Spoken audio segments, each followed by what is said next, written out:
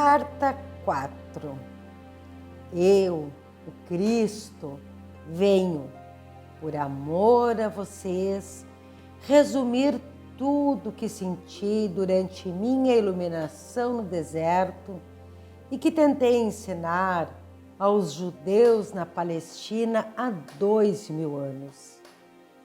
Algumas passagens da minha vida foram narradas nas cartas 1, 2 e 3.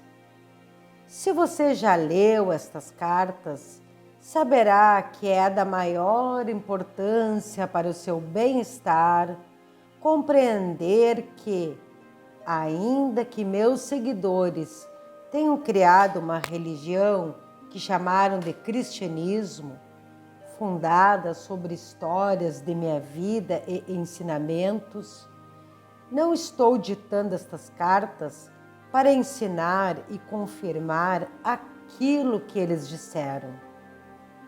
O cristianismo é uma religião formal que, puramente por razões de conveniência, adquiriu muitas crenças contrárias à verdade espiritual de nossa fonte do ser.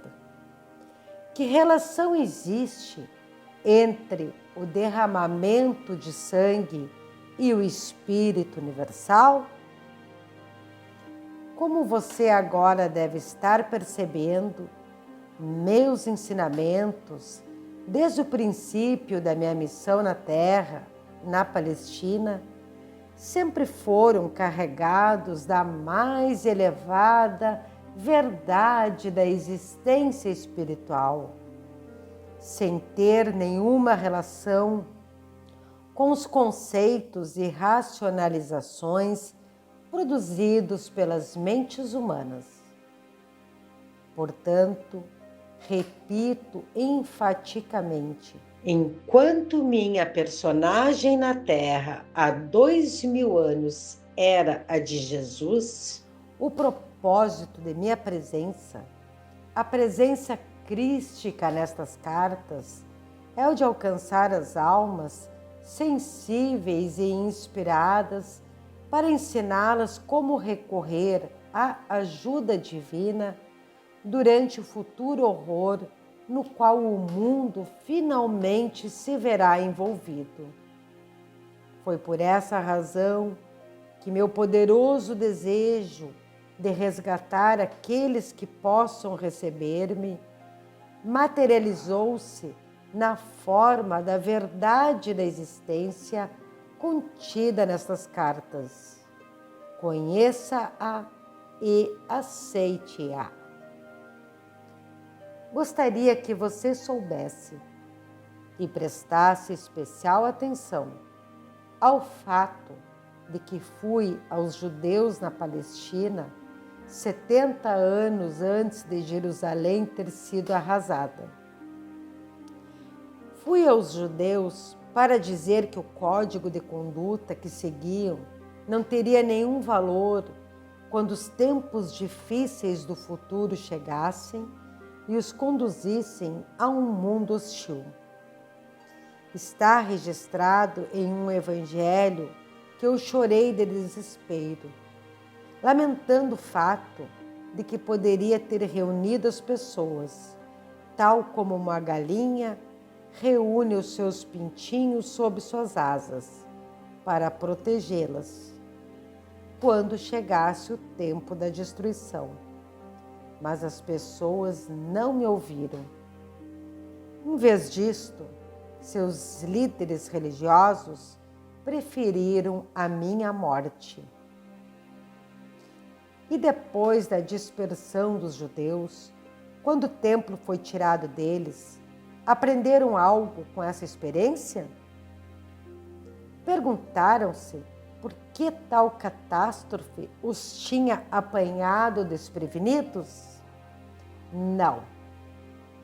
Continuaram com as suas velhas tradições e com a crença em sua superioridade, ainda que repetidas vezes os fatos históricos mostrassem que eles estavam tão sujeitos a desastres quanto os demais. nesse momento presente, escolhem ainda ignorar as verdades da existência que ensinei na Palestina e fazem recair sobre si as mesmas condições que existiram durante minha vida terrena naquela região.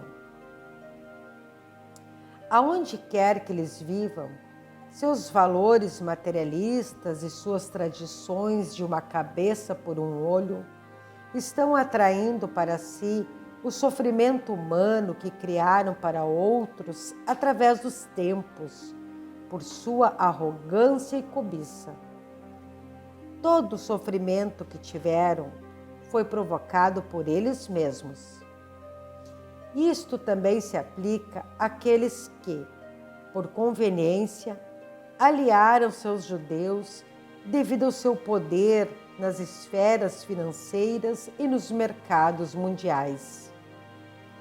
Quem é que mantém faminta a grande maioria da população mundial, quando haveria tanta comida armazenada para alimentá-la adequadamente, se fosse abandonado o lucro como motivo para a existência? Se tivessem vontade, os líderes financeiros poderiam criar e colocar em ação planos para distribuir aos necessitados o excedente de mercadorias. Se o fizessem, encontrariam o universo inteiro respondendo com bênçãos. A economia mundial floresceria e a paz se estabeleceria mundialmente. Porém, antes que isso possa acontecer, aquilo que já tiver sido criado na consciência pelos comportamentos agressivos e degradados no mundo inteiro, deverá se materializar na experiência humana, não como castigo, mas como consequência natural das leis da existência. Esteja certo de que os países que lutam contra a maldade de outros estão simplesmente sofrendo as consequências de suas próprias sementes de consciência e comportamento de anos passados. Portanto, as táticas de garoto valentão, o ataque feroz dos poderosos sobre os fracos, não importando o nível em que o fraco possa parecer intransigente, somente acarretará maiores problemas para os poderosos. Aquilo que sentem como uma provocação de outros e a devastação que estão descarregando em resposta, estão armazenando na consciência como a sua própria devastação futura. Talvez devessem considerar a provocação dos fracos como um alerta para a sua própria queda em direção à decadência moral.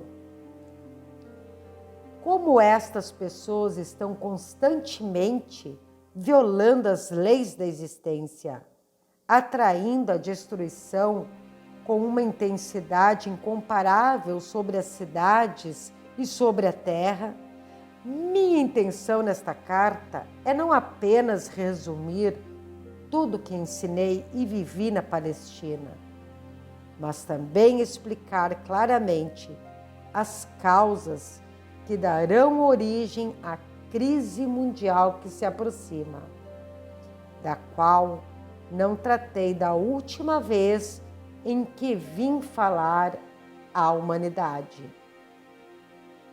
Estas cartas foram escritas antes da época mais crucial de sua história e agora que as provas estão prestes a cair verdadeiramente sobre o mundo, você se perguntará por que não os avisei mais cedo. No entanto, tenho tentado alertar o mundo através de mentes receptivas nos últimos 25 anos. mas nem os meios de comunicação, nem as editoras, nem a televisão dispuseram-se a conceder-me a oportunidade de falar através de meus representantes. Os políticos puderam chegar até você, mas eu, o Cristo, não pude. O motivo disso? Os corações endurecidos e a recusa em aceitar que eu, o Cristo vivo, poderia voltar nesse tempo através das mentes preparadas e dispostas a avisar as nações sobre o que estavam criando para elas mesmas no futuro.